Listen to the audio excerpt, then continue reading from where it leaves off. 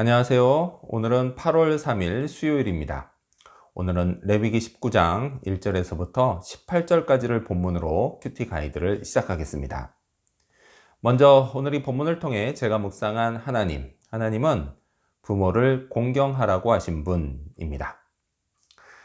하나님은 온 이스라엘 회중에게 거룩한 삶을 명령하십니다. 거룩한 삶은 구별된 삶을 뜻합니다. 이건요, 죄로 타락한 세상의 방식이 아닌 하나님의 뜻을 따라 사는 삶입니다.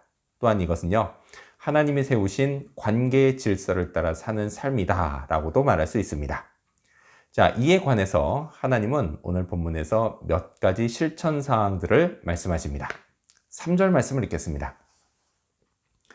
너희 각 사람은 부모를 경외하고 나의 안식일을 지키라. 나는 너희의 하나님 여호와이니라. 아멘. 하나님은 부모를 경외하라고 명령하십니다. 자, 거룩한 삶을 말씀하시면서 가장 먼저 부모 공경을 말씀하셨다라는 게 참 흥미롭습니다. 하나님은요, 하나님과 나, 이 영적 수직 관계뿐만이 아니라 부모님과 나라고 하는 육적 수직 관계도 참 중요하게 생각하십니다. 부모와 자식 관계, 이거는요, 부부 관계 다음으로 가장 기본이 되는 가족 관계입니다.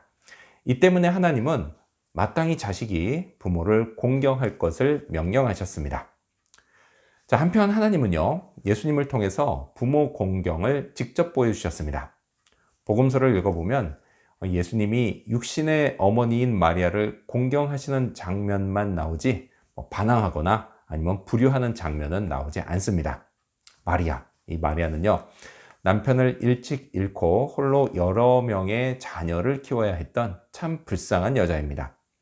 이런 어머니를 예수님은 십자가에서 죽으실 때까지 잘 공경하셨습니다.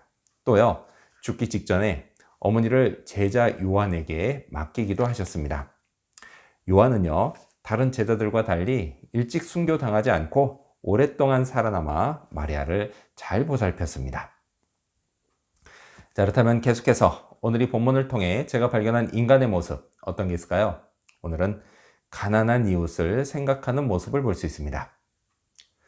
거룩한 삶, 곧 하나님이 세우신 관계의 질서를 따르는 삶은요, 단지 하나님과 나, 그리고 부모님과 나라는 수직적인 관계만 있는 것은 아닙니다.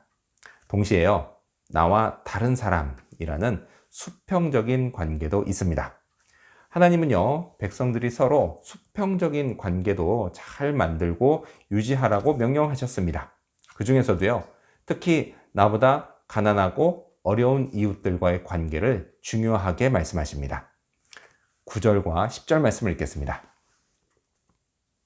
너희가 너희의 땅에서 곡식을 거둘 때에 너는 밭 모퉁이까지 다 거두지 말고 내 떨어진 이삭도 줍지 말며 내 포도원의 열매를 다 따지 말며 내 포도원에 떨어진 열매도 줍지 말고 가난한 사람과 거류민을 위하여 버려두라.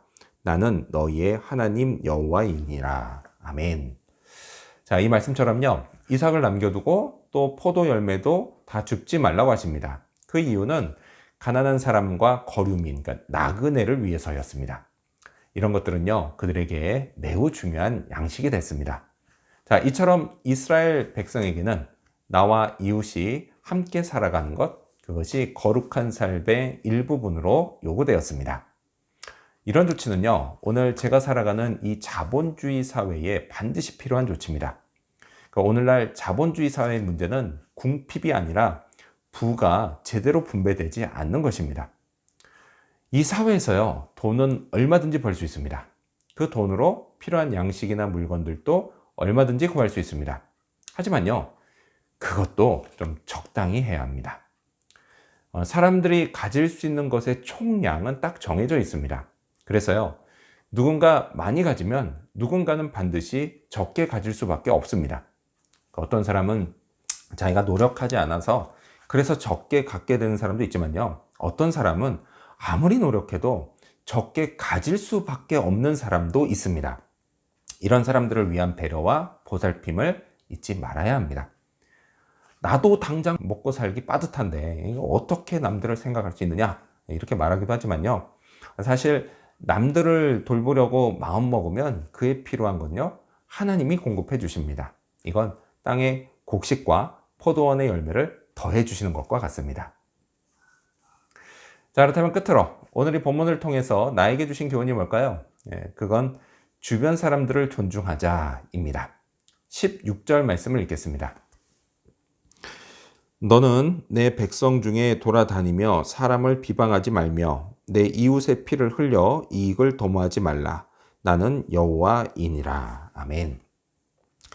세상 어디를 가도요, 꼭 이런 사람이 있습니다. 돌아다니면서 누군가를 비방하는 사람, 이를 통해 그 누군가가 피를 흘리게 만드는 사람, 그렇게 자기 이익을 도모하는 사람. 하나님은요, 이런 짓을 하지 말라고 명령하십니다. 물론요, 이런 짓을 대놓고 하는 사람은 드뭅니다. 해도요, 매우 교묘하게 합니다. 그래서 사람들이 금방 눈치채지 못합니다. 하지만 하나님은 다 아십니다. 그리고요, 시간이 지나면 사람들도 결국 그 사람의 악행을 다 알게 됩니다. 저라고 이런 사람이 되지 말라는 법이 있을까요? 저도요, 얼마든지 이런 사람이 될 수 있습니다.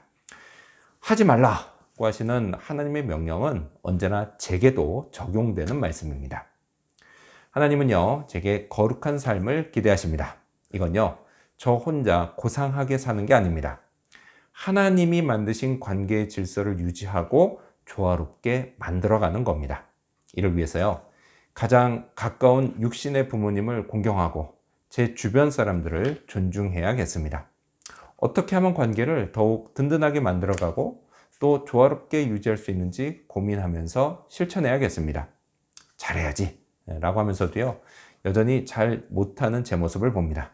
그래서 고칠 건 고치고 잘할 건 더 잘하려고 노력해야겠습니다.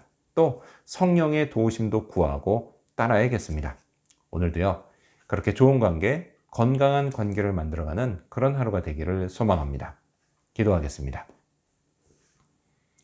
부모님을 공경하라고 하신 하나님, 그리고 또한 이웃과의 관계도 잘 만들어가라고 하시는 하나님, 주님, 이 주의 명령을 잘 따를 수 있도록 도와주시옵소서. 이를 위해서 제 주변 사람들을 존중하는 그런 사람이 되도록 저를 빚어주시고 만들어가 주시옵소서. 오늘도 그런 하루 되기를 간절히 바라오며 예수님의 이름으로 기도합니다. 아멘.